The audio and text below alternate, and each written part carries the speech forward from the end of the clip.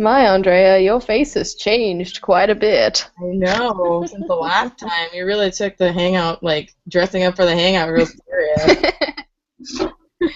Now all I hear is Teen Witch. You're a dog. A dog. Just click her. Ah!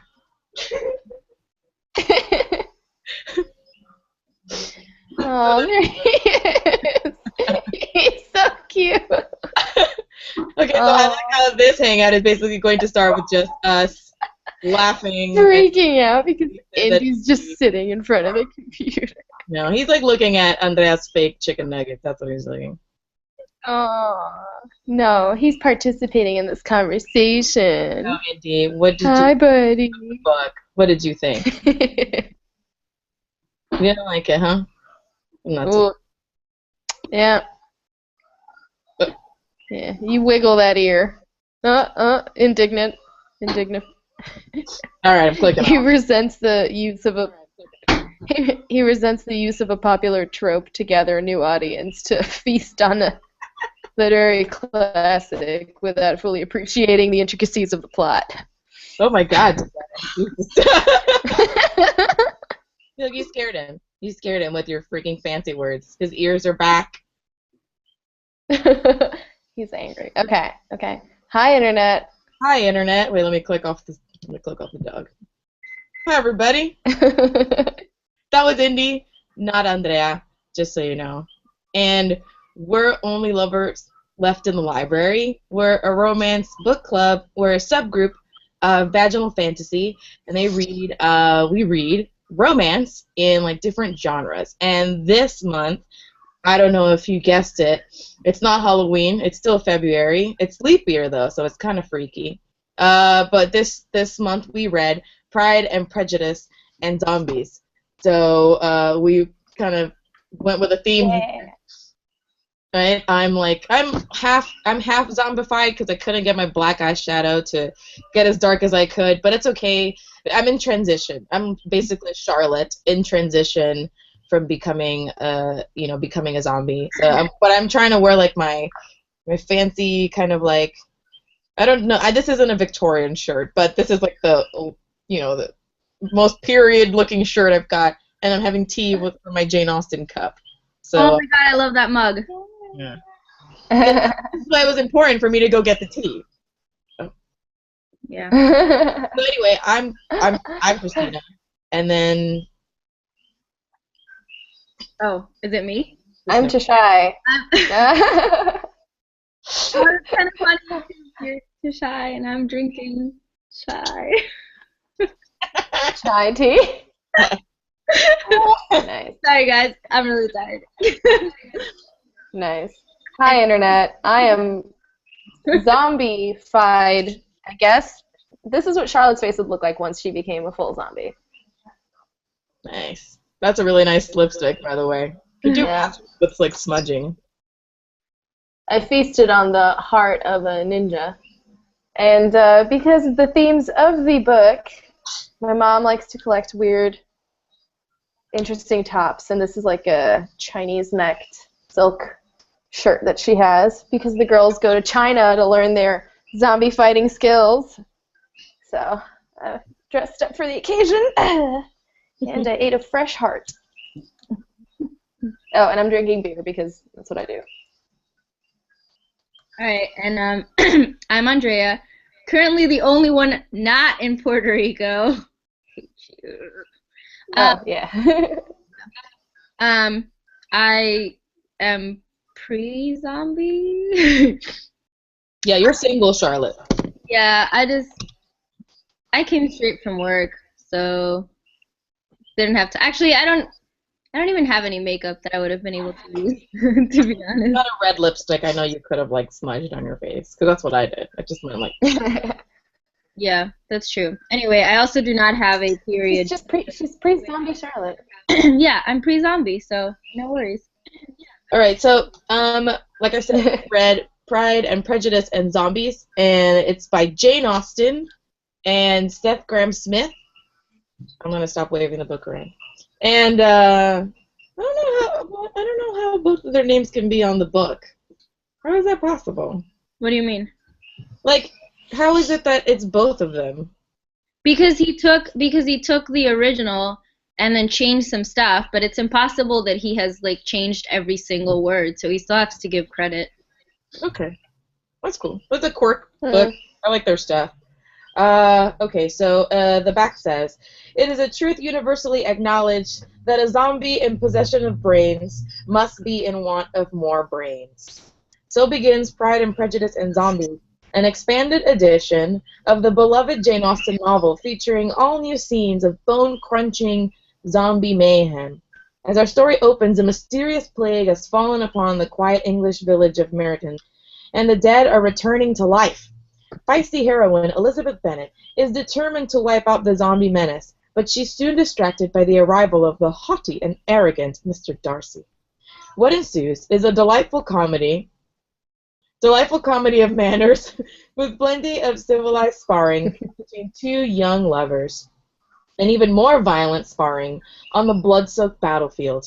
Can Elizabeth vanquish the spawn of Satan and overcome the social prejudices of the class-conscious landed gentry? Complete with romance, sword fights, cannibalism, for real cannibalism, and thousands of rotting corpses, Pride and Prejudice and Zombies transforms a masterpiece of world literature into something you'd actually read. Ouch! What? I would disagree with that. That sounds like a really douchey thing to say. I think it might be just very self-aware. True. It says Jane Austen is the author of Sense and Sensibility, Persuasion, and Mansfield Park, and other masterpieces of English literature. Seth Graham Smith once took a class in English literature. He lives in Los Angeles. That's funny. That sounds I got the print book because it's got these really nice illustrations of these like key scenes. Let me find one. Yeah, mine didn't have illustrations. I feel like those would have made it better. It would have. That's pretty baller. I'm going to show you. Check it out. So this is her at the dojo, Lady Catherine's dojo. Yeah, I recognize it. Fighting the ninjas. So good. Also, yeah, but that scene doesn't, like so many things. It doesn't make sense. I know. Okay, so let's go around. Let's do overall impressions. Like, Okay. we're not gonna get too much into the story because we want to like really discuss the book. But what overall impression? Like, just really quick, how many stars did you give it and why? Just overall. All right. Yes, you go first. What? Who's going first? Tashay? Should I go first? Oh, I thought. Christina, you're holding your book. Go for it. Oh, okay. So I can't find another scene I wanted to show you.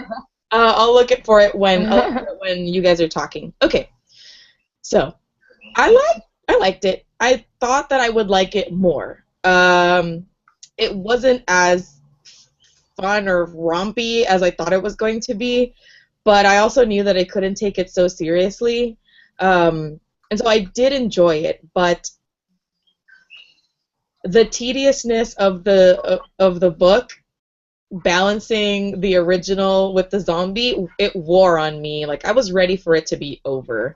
Like, I'm like, okay, I get it. I get it. I kept waiting for the zombie stuff to sneak up, and when it would happen really quickly, or it felt like really shoehorned in there. Like, it didn't. It felt like sometimes added so hastily. I don't know if that makes sense. Just because, like, oh, well, we've had a long time just talking about romance. Maybe we should talk about zombies now. And someone will say, oh, but something about the Orient. And I'm like, did she really? I mean, who talks like that? No one. She wouldn't. Why would you say that at that moment? So that was my only real big issue with the book, that it just got a little old for me. I started and it was really fun, and I got a little tired. I got tired of it. But overall, I thought it was fun, and I did enjoy reading it, and I did enjoy picturing it. I didn't see the movie because the movie just came and went here, and I wasn't able to see it. But I did like it. I did enjoy it. Okay. I got it. So I forgot that I had read this book like a year ago, so I reread it and then realized I was remembering stuff that hadn't happened yet in the book because I had read it before. And the first time I read it, I gave it 4 stars, but this time I gave it 3 stars because I think it's just too shticky. I'm a huge fan of the original. I love Pride and Prejudice. I've read the book a bunch of times. I've seen almost every interpretation of the story that you can think of. If it's related to Pride and Prejudice somehow, I've read it because it fits. Yeah, What? I want to talk Sorry. about the other adaptations, but like anyway. That's the best one, bar none. I Yeah. have DVDs. I'll mail them to you. God. But it's like it's one of those things where because I'm so faithful to the story and to the characters, I read this and it's like it didn't even feel like it mattered that it was supposed to be Pride and Prejudice. It was taking all of the best parts of the book and concentrating them into a faster delivery so that you would remember that it's supposed to be Pride and Prejudice, but then trying to sensationalize it by using zombies as like added kick to a story that doesn't need added kick. And when they would do it well, it'd be funny. It'd be like, oh my god, I got caught off guard by that really funny thing. Haha, that shit was crazy. Yeah, like Lydia being a fucking psychopath and carving someone's name onto her stomach, very casually dropped during a conversation. But when it was so shticky, it would just distract me. And like, if I met Darcy in any form in real life, like, I would marry that man immediately, like no questions asked. But in this book, you forget that it's supposed to be Darcy. The chemistry is just not there. And then they throw in very iconic scenes to remind you that it's supposed to be the story of Elizabeth and, Darcy, and it's just, meh. So where it works well, and it's funny because, like, zombie jokes are really funny if you imagine it with, like, these British, like, super proper and prim women being like, oh no, the unmentionables, it is hot! But other than that, it's like, nah. I wish they'd stuck with the unmentionables. I wish they'd stuck with it. Because I feel like they dropped saying in unmentionables, and I feel like it would have felt really authentic had they kept it. I don't know. Exactly. Like, there was just a lot of cross-pollination with different sensationalist, like, ideas. Okay, what about like I said, where it worked and where it didn't work. No, I'm done. Andrea, your turn. So I really hated it when I started reading it. Like, hated it. I feel like I read the first chapter and I wrote to you guys and I was like, I hate this. But mostly it was sort of a little bit what Tashay was saying. I was immediately annoyed at, like, how different the zombie parts and the non-zombie parts felt. Like, I felt like sometimes they would take lines verbatim from the original, but just, like, add a zombie word in there to, like, I don't know, like, they'd be describing something about, like, oh, this is the type of husband you want or whatever, and it'd be, like, line per line what it is in the original, and a great zombie fight, and you're like, all right, whatever. I got really annoyed at how they would, like, summarize scenes, because obviously they need space to add all the zombie stuff. So I would get really annoyed every time. Yeah. Like one of the first scenes is when they go to this ball, right? And it's the first meeting between Darcy and Elizabeth, and it basically gets summarized into, like, one paragraph, and like that whole scene where she, like, overhears him saying that, like, she's ugly, basically, like, it doesn't feel like as momentous. Like, I wasn't even, like, annoyed at him because the whole thing was just this, like, summarized little thing. I don't know.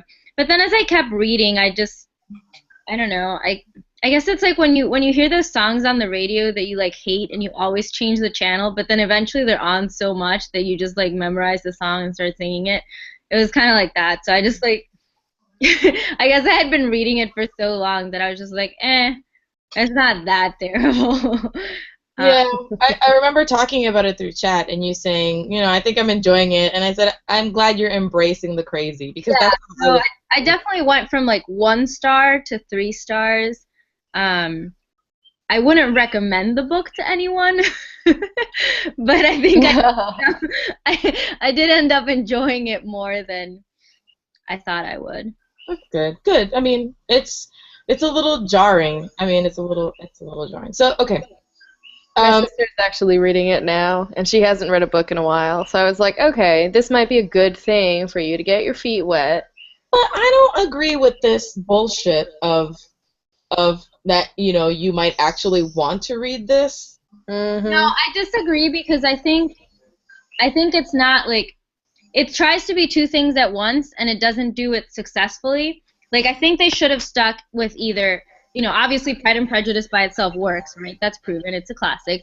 Mhm. Or just gone like full on zombie. Like at one point when the girls, I think it's Elizabeth says like, nah, if we never find a husband, you know, we can live by like being mercenaries somewhere. Like we're great warriors. Like that would have been an awesome book. Just this like whole like parallel universe where the Bennett sisters don't get married and they just like travel around England like killing zombies. Like I think that would have been like a great book because it would have been like something completely different. And I think them trying to do the 2 things together.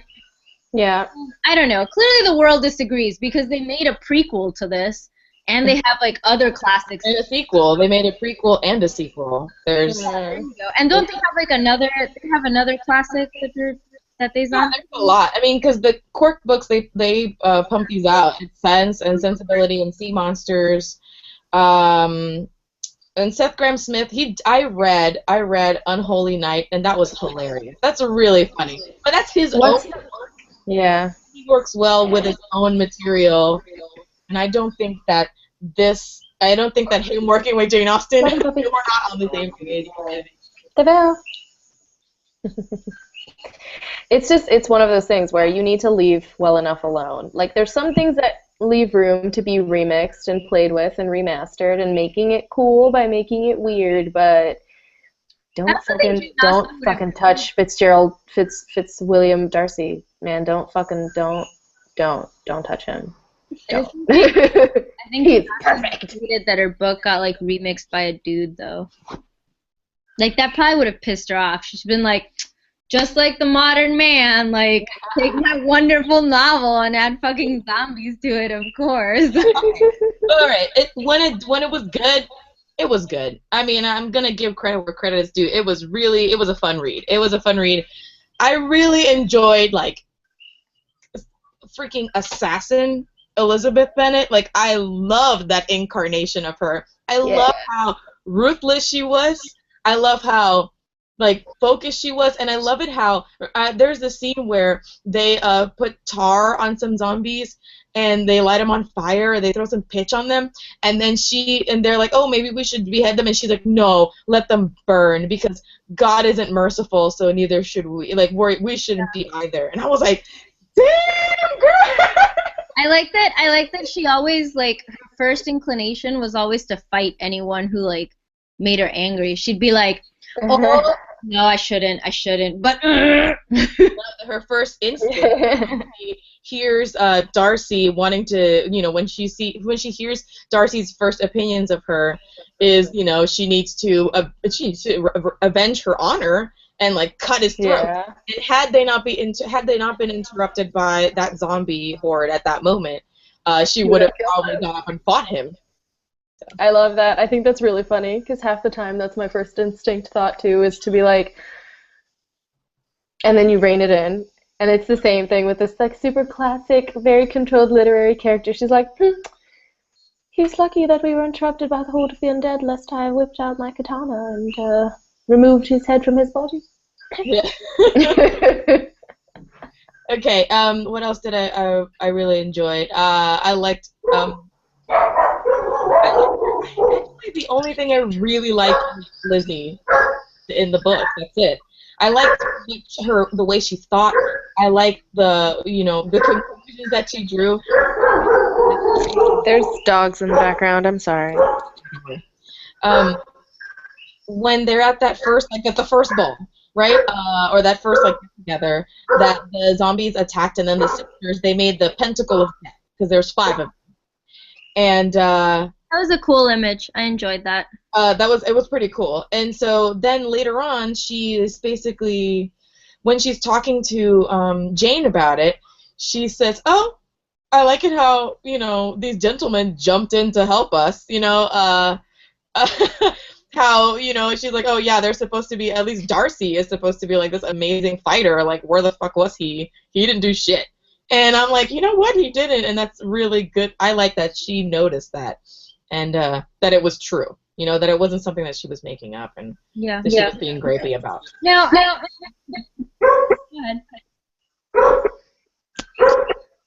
Okay.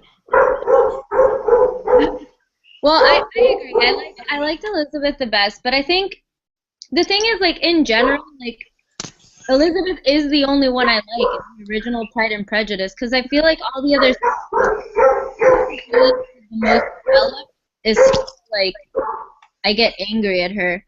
Like, really, the only time I ever like her sisters just as much as her is in the Lizzie Bennet Diaries, which I will keep bringing up because it is the best adaptation ever.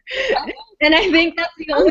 I like Jane, the oldest. I like her. She's okay, but the thing is, like, I just don't like that. Like, he comes back and he's like, "My bad for ignoring you forever just because people told me to," and she's like, "Okay, I'll marry you." Like, I hate that. Oh man, but okay, things that I did not like. I don't know. They like. I was talking with Tashay about this at the beach, and how I felt like it was like fan fiction, and the author was getting revenge on characters he really didn't like by putting them in like really terrible circumstances. But I also felt like he also to excuse bad behavior. For example, when Darcy explains to her the reasons why he the zombie thing. yeah, but he's like, oh, look, I told Bingley not to. I warned him because I thought when your sister first got sick that, that she was turning into a zombie. And, it turns out she wasn't, but then, like, I didn't think that she was that into him. And so, and that's how he kind of, like. Yeah, that made me mad. And I'm like, what? I'm like, no, don't get it twisted. He was embarrassed by you and your family. But they made it into like something this small. Whereas the zombie, obviously, I guess in a world full of zombies, that would be the issue. But still, I just feel, she had the right reaction, but to like the wrong thing. Mm-hmm. He used zombification as, him being completely fucking embarrassed by her embarrassment of a family was a non-issue, really. It was like a sub issue. Yeah. So that was me. I didn't like that. I thought that was rude. It was rude. I think he does that a lot. It's like how, he excuses Charlotte getting married to Mr. Collins by saying, like, he basically says, well, I'm going to die anyways, so I might as well. When I feel like in the original book, it gave her character a lot more depth. The fact that like she wasn't you know what I mean? Like she made those decisions for a reason. And here I feel like it was just like their whole marriage and like that whole that whole side story was just like a total like watered down and just because it's just like, well, I was gonna die anyways. And then the rest of the book, she's like slowly dying. Yeah, because in the original she has more agency. Like laughs more than anything. Yeah, in the original Charlotte has more agency. She's like, I'm gonna choose to do this because I'm 27 and I'm not married and I'm not gonna have another option come up. I don't have the liberty that you women have, where you're younger and you're like and that bouncy and fresh. Like, I love that causes such problems because Elizabeth is like, what? I would never, like, settle like that and blah, blah, blah. And it causes, like, such a huge fight. Whereas here she's like, oh, well, yeah, Avi, you were going to die anyways because you're a zombie. So, like, no problem. Like, it's sort of... Go on, sorry. Oh, it sort of tries to mansplain the need for women to Oh, make very specific decisions as far as you what said it. Oh man, it was it total tries mansplaining. Oh my god. it tries to mansplain the struggles of living in a society where your only alternative is marriage, and it excuses it by throwing in zombies because, like, well, you know, oppression against women sucks, but like zombies make it cool. Like, yeah, let's throw zombies in it, I and know, then and it'll be fine.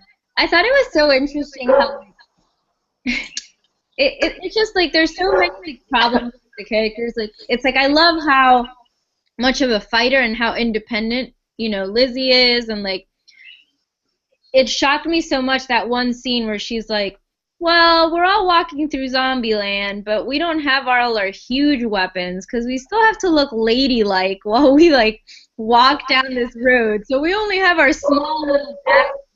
I'm like, what? How is this even a thing? Like, Well, it is a thing. But it's got to be a thing because that's why Carolyn doesn't approve of her because she's like, leave the fighting to the men.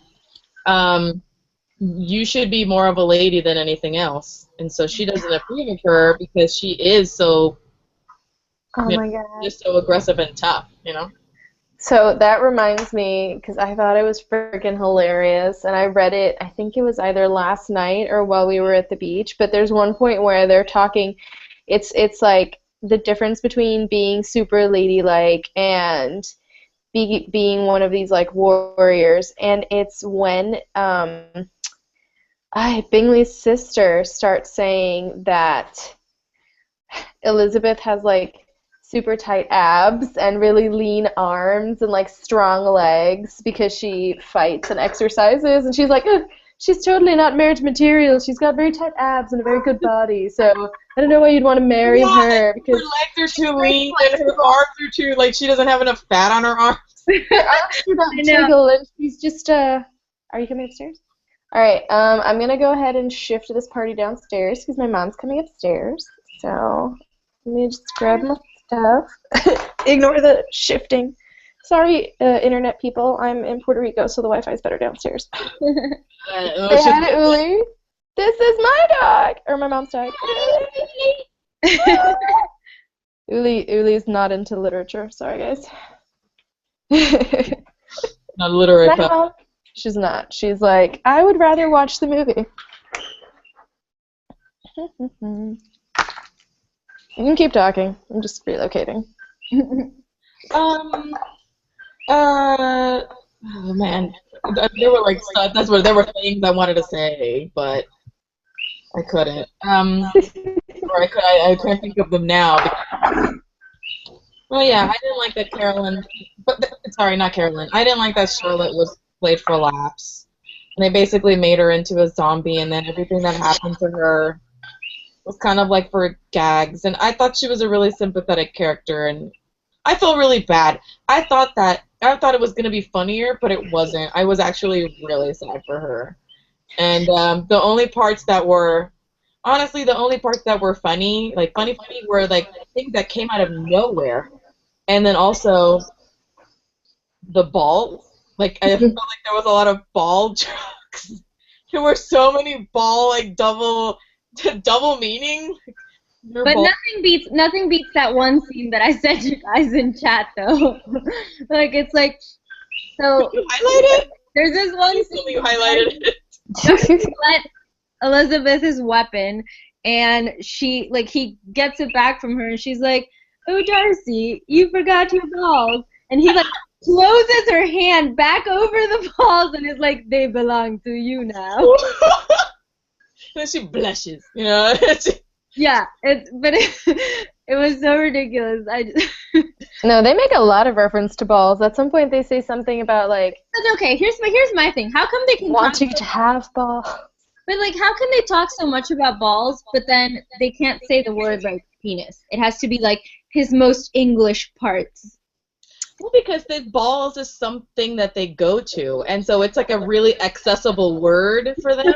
Whereas I feel like they would never really reference testicles or penis in any kind of like civilized conversation. Like they have to say balls because they're gonna go to these parties, they're gonna go to these events. There were at least like 3 or 4 times in the book when someone said like, Oh, there were like 7. I love how his There were a lot of balls. No, but see what killed me was anytime someone would be like, I love how his pants cling to his most English parts. That killed me. Yeah. That was like when Jane was asking her in the end when she's in love with Darcy. She's like, but when did you first start feeling those affection towards him? And she's like, oh, it must have been when I first noticed how nicely his trousers clung to his most English parts. And I'm just like, girl. Again, Lizzie though. Well now. Because she always has, she's got the best lines. She's got like the best. Did anybody else notice like how much infidelity there is in this book? Her like friend's family who they go to visit, and she's like, she was going to go make an acquaintance with an old friend, and they were going to just like hook up into the morning, and her poor husband is just waiting for her. In the and her dad, like when they're in China, her dad like hooks up with these people. Like there's so many characters who are just like very casually like, oh yeah, like I'm just gonna go do this now. I thought that was shocking. Out of all the things that shocked me, that could have shocked me, the thing that shocked me was Mr. Bennet taking concubines in the Orient. I was like, what? I wonder, it's like at some point, you know, this guy sat down and was like, what things do I want to add, you know, plot-wise? And at some point he said, you know what? I want to make this like a thing that I add. I think that might have been him giving Mr. Bennet like a hall pass for his wife being a fucking psychopath, though, because Mrs. Bennet in every iteration is just a dick. Like, she's just not cool at all. She's just like, I'm gonna set my daughter. She's no chill. She's no chill. I'm gonna hook up my daughter with like the most wealthy person. God be damned, whatever I need to do, and I'm gonna like guilt my daughter into trying to marry Mr. Collins even though he fucking sucks. Like, I'm gonna do anything I need to do to claw my way into having more money because God gave me 5 daughters for a reason, and that is so that I would not have to work. Yep. Sorry. I really don't. one of the discussion, like if you see the back, right, and you get to the end of I do love how tongue in cheek it is sometimes and how self-aware the book is. There's like, you know, the discussion questions have like they got a lot of meat to them. There's like little Mine didn't have discussion questions. And then you get to the back and there's question number 7, which is one line. I can't. One line, and it's, does Mrs. Bennet have a single redeeming quality? That's the question. And I would like to argue that she does. Or that at least very early on she was given a reason. Like it was very clearly stated what, and I actually made a note in the book where one of the first things that is said about her is she was a woman of mean understanding, little information, and uncertain temper. When she was discontented, she fancied herself nervous, and when she was nervous, as she was nearly all the time, since the first outbreak of the strange plague in her youth, she sought solace in the comfort of the traditions, which now seemed mere trifles to others. And so I put, like, this is how Mrs. Bennet deals. Like, she clings super hard to, like, the girls getting married because she's so anxious about the zombies. That's how she deals with her zombie anxiety. That's how the book handles her crazy. I don't know if that's a redeeming quality, but it humanizes her. Like, I mean, so much shit happens after that, you immediately forget that. But I remembered reading that and being like, okay, that makes sense. Because I've always knew about Pride and Prejudice. And I'm like, well, I mean, if she's an anxious person, then that makes sense. That she, I don't know. That's just. I guess it's like, if you ever watch Shameless, there's a character who has like severe OCD and like agoraphobia, and she has all these anxiety issues, and she's very much into just keeping her house spotless. She's just obsessively keeping it organized and neat and making these like meals from the 1950s almost and having everything be very proper, and that's her way of dealing with like her crippling anxieties. So I guess it would be a similar situation if zombies broke out. Who knows? I might get really into crocheting. I mean, that's, again, I don't think it's a redeeming quality, but it definitely explains her behavior. She's pretty extreme, though. Okay. Anyway, and that's apparently also, like, she's so extreme, and so that's supposed to make Mr. Bennett cheating on her when he's in the Orient. God, that really bothered me. Like, I know that it's the period, but I just, God, I'm like, oh, so he's just gonna say Orientals the whole The whole time. right? I was so irked. That made me mad. I didn't enjoy that at all. And I also wish that we had I wish that we had seen the training. Like, they mention it so much. I just wish that we had seen it, that there could have been, like, maybe a flashback where there was a really fleshed out Kill Bill. Yeah, but isn't that what the prequel is? I haven't read the prequel, so I don't know. But I don't think so. I mean, it should explain how the plague started, but I don't know if it would get all the way into... I mean, I don't know. Maybe it does. But it's mentioned so much, and, you know, she adds it at the end of... She's like, oh, sister, but you're forgetting your virtues, the 5 virtues of this is mad by Master Kwanji, whatever the fuck his name is. And he just says it so often. I'm like, well, what happened? Like, you know, I'm gonna get whacked with the bamboo shoots. You know, I have to hit myself. Mr. Lee, the 7 cuts of shame. 7 cuts of shame. Good stuff, though. Good stuff. Sometimes it worked, and it was so good. Okay, so I had some things like that Andrea had sent. We talked about what made I spoke about what made me most mad was that Oriental. I don't care if it's the period. I just feel like we could have foregone that. What about you guys? Did you have anything that made you mad? Made you angry? Charlotte. I think for me it was a tie between the Charlotte story and just like the lack of chemistry between her and Mr. Darcy. Like, it just didn't. I don't know. I kept waiting for like scenes in the original because I'd be like, yeah, like I love this scene. I can't wait for it to get here, and then it would get there, and I'd be so. Is that just me? Like, do you hear my voice like a robot? Oh, that sounds a little robotic. I thought it was just my feedback. Sorry, internet. This is what happens when 2 of us are in Puerto Rico. I'm here for. We're like on the island internet, and it just goes crazy. Yeah. Anyways, so I would just get to like these key scenes, and I'd be so underwhelmed and so disappointed because it would not be like what I remembered it being. So I don't know. I feel you. It's definitely. What about you, Tashay? Something made you mad?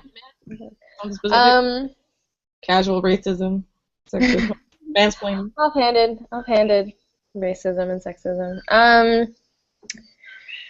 don't know. I just felt like with the whole Charlotte situation, and even the way the whole Bingham thing was resolved.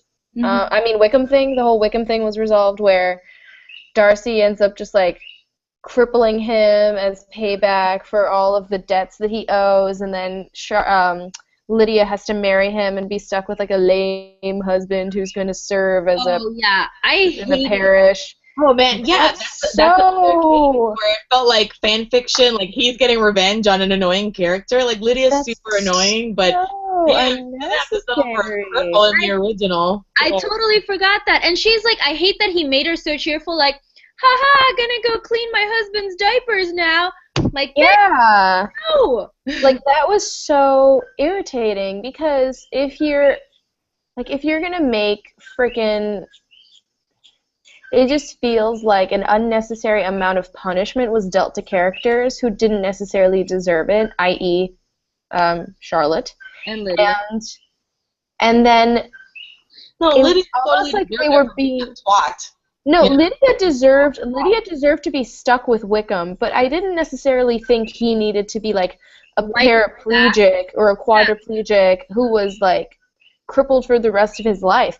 I think if you're gonna stick to the story of like, oh, we're gonna cripple him as like payback, physical punishment or whatever, shatter his legs so he can't walk, but don't make it so that he's completely invalid, can never take care of himself again, and now Lydia is stuck also catering to this man for the rest of her life. Yeah, because what is he tricked her? Like, he tricked her. Darcy, como quiero mantener. Yeah, he's still gonna have to take care of him. He's still gonna have to pay for all this. And also, like, Lydia was tricked. Lydia was stupid. She was taken advantage of by this guy who took advantage of also Elizabeth. Like, he tricked Elizabeth. Elizabeth's the smartest one out of all of them. He fooled her for a very large chunk of time. Yeah. And Lydia's been a dumbass this whole time. So if someone's going to be fooled into marrying Wickham, it's going to be Lydia because she's the dumbass. And now not only is she stuck married to him with this piece of garbage, but now she also has to be his, his maid, his nanny. I didn't like that. Yeah, it felt real unfair. It was like a step too far. Like, you gotta make Charlotte into a zombie? Like, fine. Then you parade her as this, like, drooling mass of just shit and garbage. And that's like, okay, now it's like, let's embarrass her very best friend and turn her into, like, a joke. You want to shame Lydia? Okay, let's embarrass Lydia by marrying her to this guy who can't even control his bowels. Like, it's a step too far. Like, I'm all fun and games, and I'm all for part punishment. Like a poop joke. Yeah. But, like, the implications are, like, so serious. You're like, he's a cripple. Like, for the rest of his life. Reacting that way and being like, man, that is serious.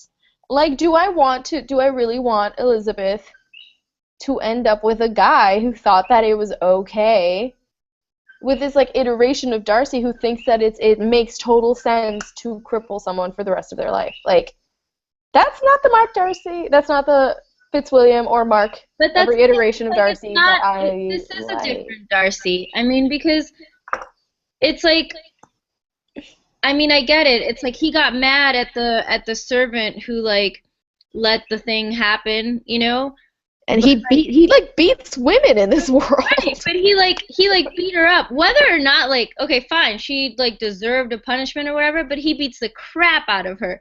Or, like, Wickham says, oh, I'm gonna go, like, hurt this little, like, deaf stable hand. Yes, that is a shitty thing to do, but Darcy goes and, like, fucking, like, breaks his legs. Like, I feel like this Darcy is very intense, and, like, I feel like he could become a serial killer with very little provocation. Like, I feel like he has a thirst for blood.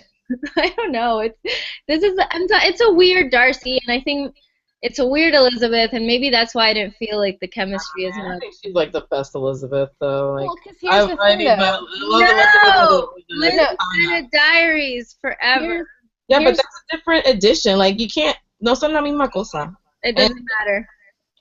And here's the thing, too, though, is, like, even if it's a different version of both of them, like, Elizabeth may be crazy, but she saves her crazy for, like, ninjas and official fighting, and she takes out her physical violence on, like, things that deserve it.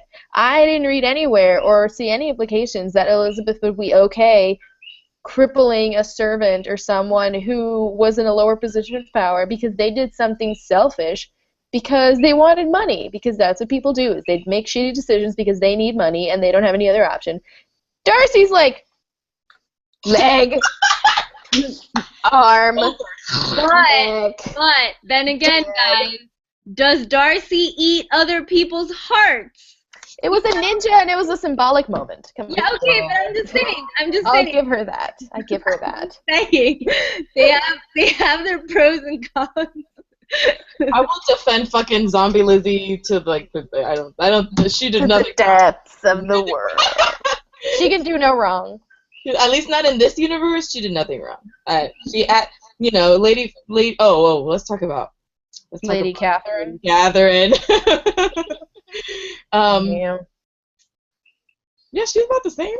I like when I picture Lady Catherine. I picture the one Catherine de Bourgh from the Jane the Keira Knightley movie. What was that actress's name? God.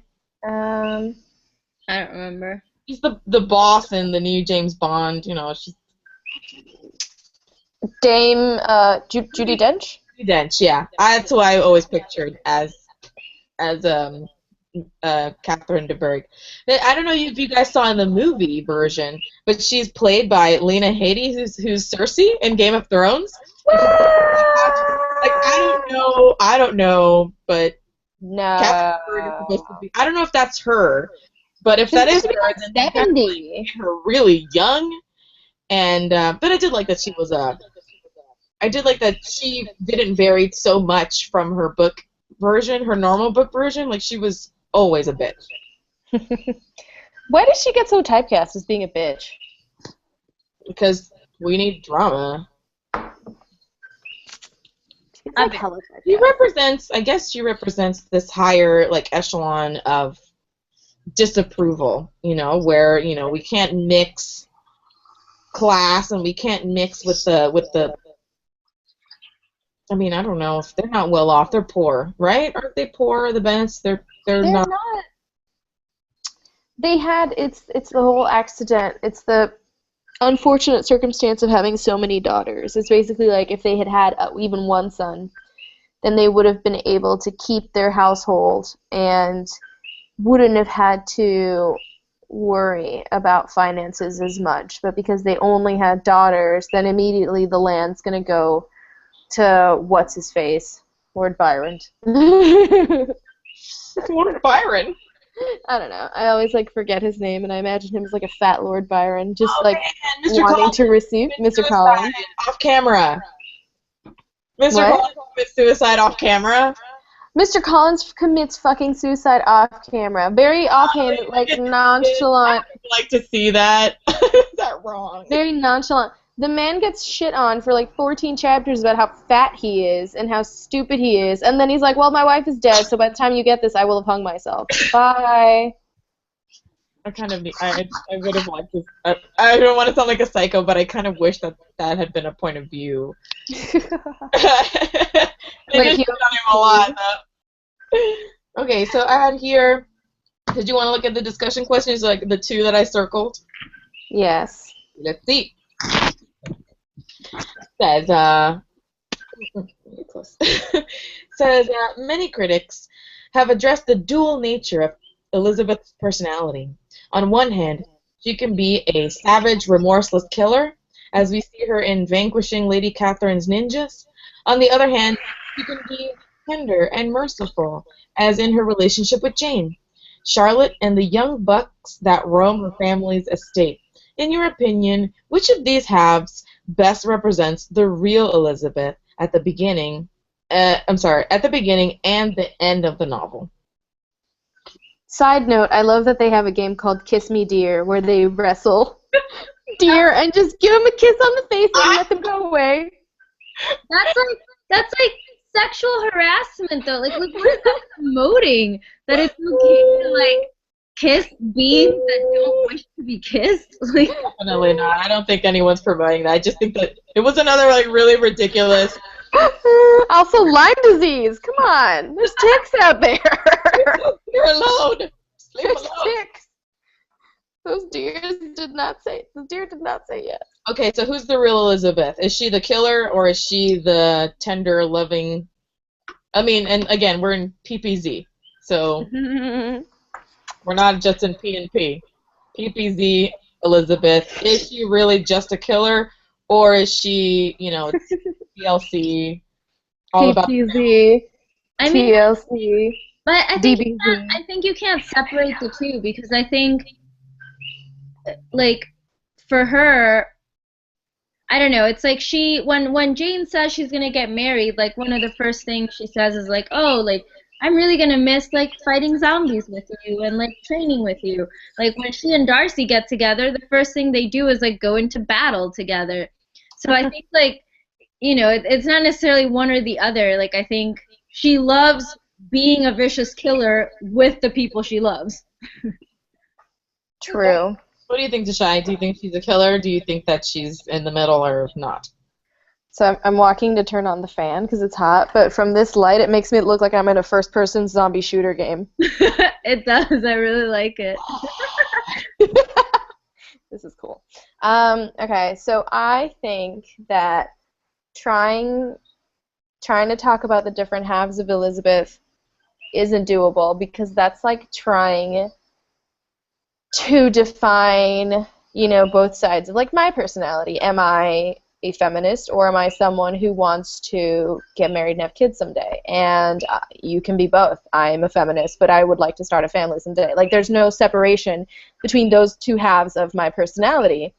And I think that you're allowed to be Elizabeth Bennet who really wants Jane to be happy. Oh my God, Indy! Sorry. See, there you go. Like, I own hunting knives, and I would like to learn how to shoot a bow and arrow, but Indy fucking popping up on screen coodles my heart. Like, Elizabeth is allowed to want to be the person who wishes nothing but happiness for her sister and would sacrifice herself as necessary for the happiness of her family, and also enjoys the taste of ninja heart because her honor means that, you know, defending her honor means, you know, bringing on the pain. I think she's a killer. That's what I think. I think that she's a killer and that she lucked out because Darcy is a killer.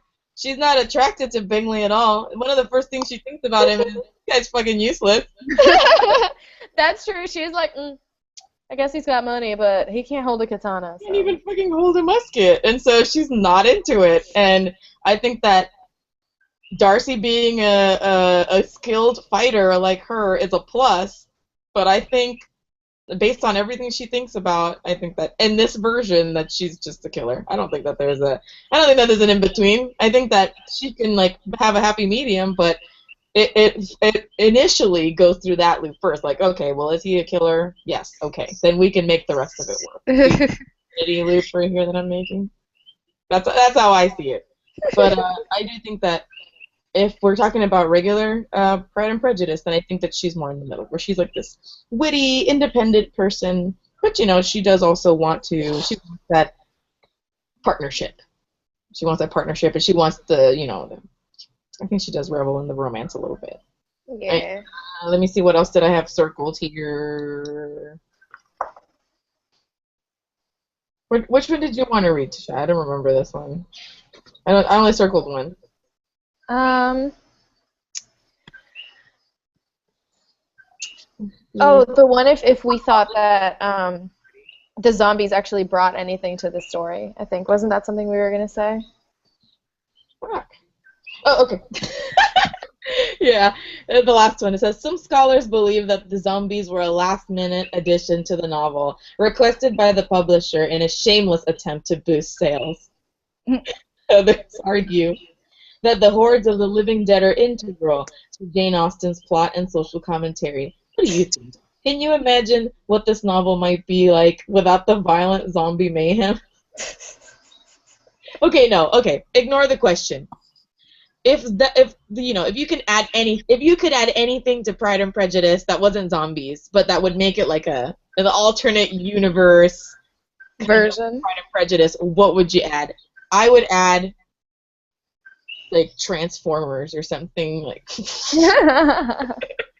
or like Alien and I don't know, mutants, something. Magic, because there's nothing that makes me happier than the idea of Elizabeth Bennet being a witch. Hermione Granger. Elizabeth Bennet is Hermione Granger, guys. Come on. So magic, Pride and Prejudice, and magic. And I say Pride and Prejudice and Transformers. What do you think? Pride and Prejudice and dogs. Pride and Prejudice and vegans. No, I would put dragons in there. Oh my God. Well, there was a series that I absolutely was obsessed with when I was younger, and I think I told you to read it, Christina, The Enchanted Forest Chronicles. No, but I'll write it down. What? I did tell you to read it. That's a lie. I told you. No, I don't remember. I didn't make a note of it. Anyway, but I'll do it. It's about this princess who's getting trained to be like a proper princess, and she's gonna get married off to a prince, and she's like, F this, like, I'm gonna run away and like find some dragons, because princesses got kidnapped by dragons all the time. So she's like, I'm gonna get myself kidnapped on purpose, and so she goes and finds the dragons, and she basically saunters in, and she's like, can I be your maid, because I don't want to like marry a prince. And the dragons are like, F you, but then they let her stay, and all these princes try to come rescue her, and she'll just I don't want to be rescued, go away, I love the dragons. Anyways, obviously she gets roped into like forest and dragon things and like challenges and quests and all. That's good. I want to read that. Yeah, it's really good. But like I would love something like that with Elizabeth Bennet where she's just like, F you, Darcy, I'm gonna go live with a dragon, and then Darcy has to like prove himself to the dragons. That would be my Dragon Rider's a purr, and he's gotta like get a queen to imprint on him. Not queens only imprint on him. Like get chosen by like a brown dragon or something. It is a truth universally acknowledged that a dragon in want of a maiden must also be in possession of large quantities of gold. Yeah. Ooh. Write it down. Write it down. Hey, if Seth Graham-Smith could pull this shit off, why can't we have a Pride and Prejudice and dragons? Andrew sent me a text. He said Pride and Prejudice and demons, like supernatural, maybe. Oh. Like they're like demon hunters. Elizabeth Winchester and her sister Jane. I mean, Oh my god, I would love to watch the shit out of that. All of these. I like dragons more than anything, actually. yeah, but I feel like he would find a way to like. I guess he can't like sue you, but I feel like he'd find a way to be like, no, I cornered this niche. You can't take it away from me. Like this is my thing. Whatever. Be like, Wattpad. Away because it has no copyright, so I can do whatever I want with it. Away with you, hashtag white privilege. Deal with it. Hashtag what? The White dude. privilege. Get away from me! You don't get to claim this literary land. Last thing that I want to know is, well, I already know Andrea's. What? Whatever, let's just put it out there. What is your favorite version overall of, and then why? Also why? Now explain why. Right. What is your favorite version of Pride and Prejudice that you've watched? Can I go first? Yeah, go for it. So I love the Lizzie Bennet Diaries, which if you haven't seen, you should. It's all free on YouTube. They also have DVDs, and it's created by Hank Green, who is amazing, and is also brother to John Green, who is also amazing. But I just really, really loved it because it's basically like a modern feminist Pride and Prejudice. And what are you making that face for? It is too. Oh, I thought you were reacting to what I was saying. What? It was like my RBF. No, it's great. Well, it's really great because I think it's very modern and feminist, so I really enjoy that aspect of it, but I also think it's just the most creative adaptation because they turned the whole thing into a series of video blogs. So the characters are telling their story as it happens, but it totally makes sense because that's what we do now. We like blog our lives and blah blah blah. So I thought it was also like very creative. Like it's literally video blogs. It's just the entire thing is just like how we are right now. Like you just see the character sitting there telling their story, and then another day another character makes a vlog and tells their thing, and so you don't always see all the characters, and when you do, you get like really excited. You're like, oh, Darcy popped in. And I do from the Lizzie Bennet Diaries. What I like the most is what happens with Lydia and how the sisters make up afterwards. Well, what happens with Lydia, I think, is fantastic. I just love the Lydia character in that series. She's like amazing. But I also love how they dealt with the whole Jane thing too. I thought it was way more realistic. Interpretation of what would happen in real life if the dude you loved suddenly disappeared and ghosted you for like months and then showed up again and you're like, eh. The only thing I don't like Jane too much because like I like Jane. I don't like the actress's voice. She did like a weird like chewy sound when she talked. And it bothered me. Really, Christina? That's like. That's it. I'd be like, oh God, Jane. And so like. She'd have a really small. She was supposed to be like a shy person, but she'd have like this weird throaty thing when she'd talk, and it would drive me nuts. That was about like vocal burn. No, she didn't have a fry. Like Fry. When she spoke and like she parted her lips, like it would make a sound. Damn. She was talking really low. However, she was really sweet. She was super sweet. I love the three sisters. Christina thing though, because I never noticed it. I thought there was. I notice it now. Now I'm gonna notice it when I watch it and be like, God damn it, Christina! I'm sorry. Just ruined it. Tashay, what's your favorite version of Pride and Prejudice and why? Bridget Jones's Diary. No questions asked, no hesitation. I love Bridget Jones's Diary. I made Christina watch this like years ago because she's very not rom-com. It's funny. I'm not a rom-com person. I don't think I've watched it. I think I've only read the book.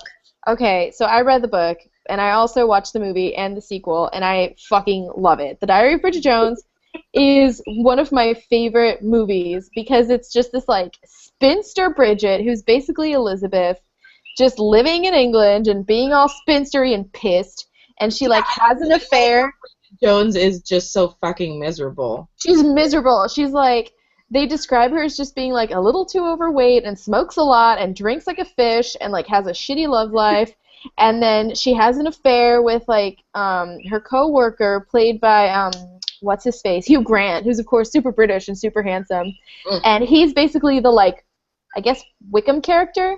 And then Mark Darcy's introduced, and she and him knew each other when they were like little kids, and he was just like this super proper child, and he meets her as an adult, and she's a fucking hot mess, and he's a barrister who's very well known and is getting like a lot of accolades, and he's doing very well professionally, and everyone wants to be like involved in his life, and they just keep bumping into each other in all these fucking social circumstances. And she tries to get a new job and like make her life over after her affair with this guy ends, and she just like keeps bumping into Darcy and just embarrassing herself over and over and over again and just being like this pompous asshole. And then he ends up like coming to her rescue in a way very similar to what happens in the book. And then the same sort of thing where Wickham did the like betrayal of Darcy and that sort of thing happens. In the Bridget Jones series, it's explained as like Darcy was engaged and Wickham's character basically like slept with his fiance, like, or slept with his wife, and they ended up having to get divorced, and that is why he can't stand him, which in my head like gives it a lot of depth to it, because then he has to pretend like he doesn't have a real issue with this guy and be like, no, I'm fine, I totally don't have a problem with this. Like, and then it's fucking Colin Firth, who I just, Colin Firth is the tits. I just even now. Colin Firth 1998, Colin Firth 2005, Colin Firth 2015, Colin Firth today. He can get it. Colin Firth can all day, every day. And at some point, oh my god, near the end of the movie, they kiss in the movie, like all the way in the end, and they're making out, and she's like, oh, I didn't know that, something like, I didn't know good boys kiss like that, or nice boys kiss like that, and he's like, no, they fucking don't, and then they just start making out, and I'm just like, but yeah, Bridget Jones. Alright, so I'm a traditionalist. My favorite version is the miniseries from the 90s with Colin Firth as Darcy and Jennifer L as Elizabeth. I know I've seen in criticisms of it that, you know, she's too matronly and that she's too severe, but honestly, that's how I've always pictured her. Yeah, she's not Keira Knightley, okay? I don't.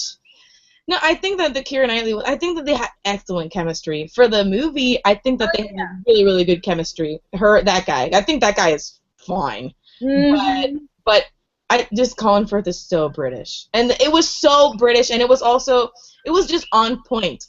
The way that they spoke, nothing was awkward for me. It's a joy to sit 5 hours for me and just watch the whole thing. I love it. I feel the stress. Also, they made that video with her trash talking Darcy to his face, and you know, they got the turned down for what, and that solidified my. Oh, I saw that. You sent it, and then I shared it, and it's just perfect. I love that version of Pride and Prejudice a lot. His face. Yeah, I've never seen the Bollywood one, but I've kind of always wanted to, but I've never been able to see it.